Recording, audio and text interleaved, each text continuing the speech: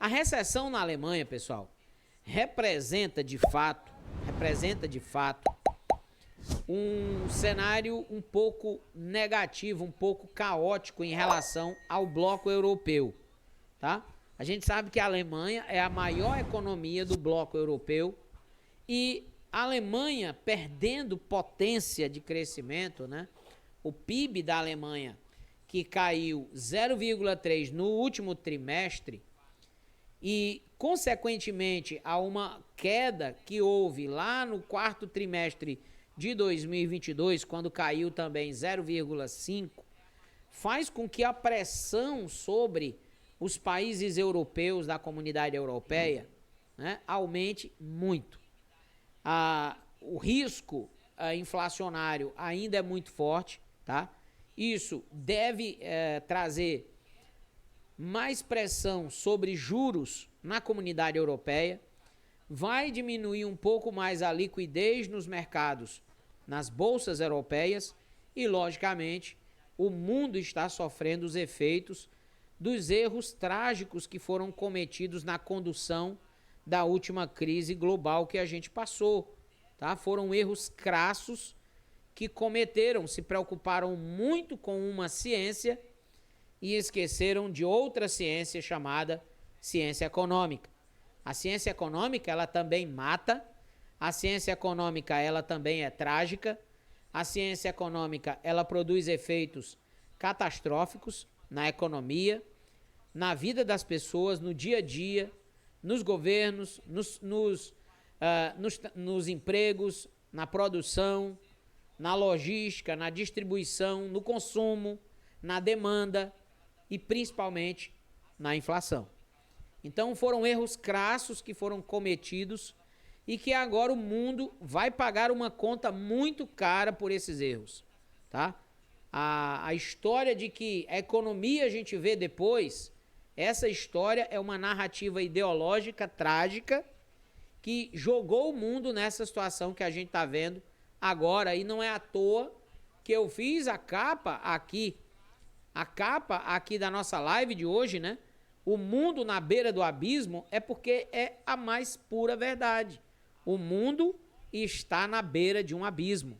Se nós não tivermos uma ação enérgica, certa e voltada principalmente para uma recuperação urgente da economia do planeta, nós poderemos ver o mundo entrar numa recessão global sem precedentes no último século, tá? No último século.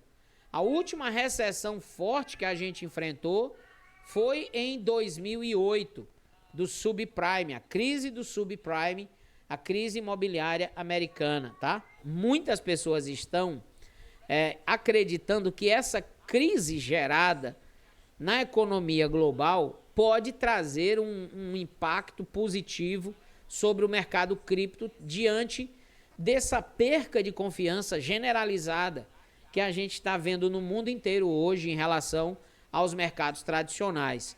A gente sabe que o mercado cripto é extremamente volátil, é com certeza o mercado mais perigoso que você pode estar em questão de investimento, porém é um mercado que tem também uma assimetria de retorno tão exponencial quanto o risco ao qual você se submete no mercado. Então, a curto prazo, também outros acreditam que pode haver um efeito negativo e todos os mercados especulativos poderão perder recursos. E a gente está vendo isso acontecer nos últimos dias, tá? A verdade, gente, é que nós estamos nos encaminhando para um momento decisivo na economia mundial para os próximos dias, tá? Muita coisa está acontecendo ao mesmo tempo. Esse anúncio da Alemanha entrar em recessão é um anúncio que vai pressionar os mercados. Ironicamente, hoje os mercados abriram em alta, tá? Ironicamente, os mercados abriram em alta. Alguns projetos, inclusive, subiram bastante hoje, tá? Nós vamos dar uma olhadinha agora aqui no Finvix para a gente ver como é que está, nesse momento, o fechamento das ações europeias e também do SP 500 para a gente acompanhar aqui. Vamos dar uma olhadinha. Ó, o SP 500 nesse momento tem alta apenas em alguns projetos. A gente vê claramente aqui que a Microsoft subiu bastante, né? Subiu 3,65%. A alta do SP 500 hoje foi puxada pela NVIDIA, que subiu 25,27%, a NVIDIA, tá? A Google subindo 1,25%, a Meta também subindo 1,58% e também puxa um pouco o índice da Nasdaq, mas no geral, você olha para o cenário geral do SP 500, é queda brutal nos índices, queda na Amazon, queda cadê, meu Deus do céu, que eu tinha visto aqui? Não, aqui a Tesla está subindo 0,77, mas mais cedo ela estava em queda, tá? A gente tem queda aqui na Home Improvement, a gente tem queda aqui no setor de cuidados de saúde, a gente tem queda no setor médico, a gente tem queda no setor de energia, tem queda no setor financeiro, tem queda no setor industrial. De um modo geral, o SP 500 está sofrendo pra caramba nesse momento, tá? Em geral, está sofrendo pra caramba. O que está puxando no positivo é os setores de tecnologia, que está positivo hoje 6%. A gente tem, deixa eu ver que está entrando um monte de mensagem aqui, pessoal. Deixa eu ver se tem alguma coisa errada aqui. Não, nesse momento não. Tá? A gente está tendo alta no setor de informação, né? A parte técnica está tendo alta hoje. Setor de computações e hardware, o setor de componentes eletrônicos também está tendo alta. O setor de ciência e tecnologia também em alta. O setor de semicondutores também está em alta. O setor de comunicações também está em alta. Consumo eletrônico, a Apple também está com uma leve alta de 0,64%. Finanças também com uma leve alta. Bancos também com uma leve alta. E setores de insurance, né, a parte financeira, também com uma leve queda de 0,50%, principalmente a Berkshire Hathaway, né, que é uma das principais desse setor.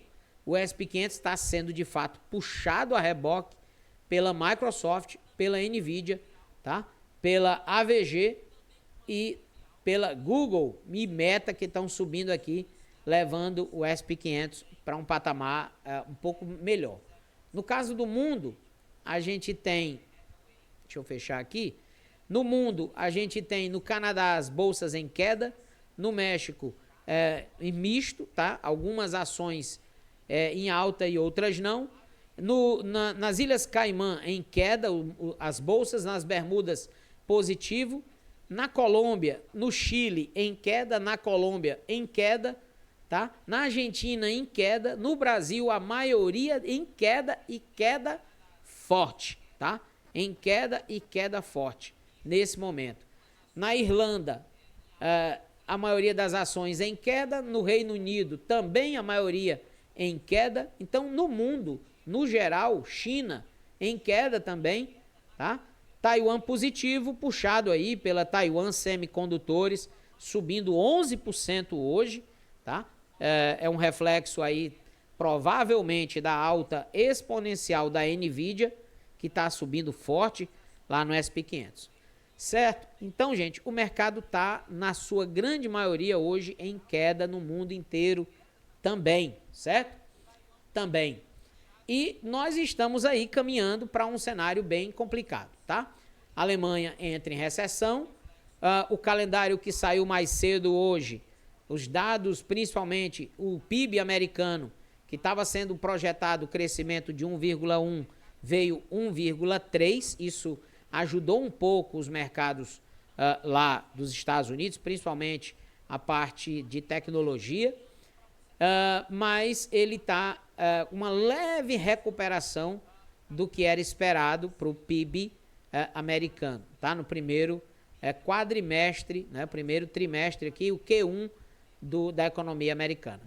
Os pedidos iniciais por seguro-desemprego, que estava sendo projetado para 250 mil, vieram abaixo, mostrando que o mercado de trabalho americano ainda está aquecido.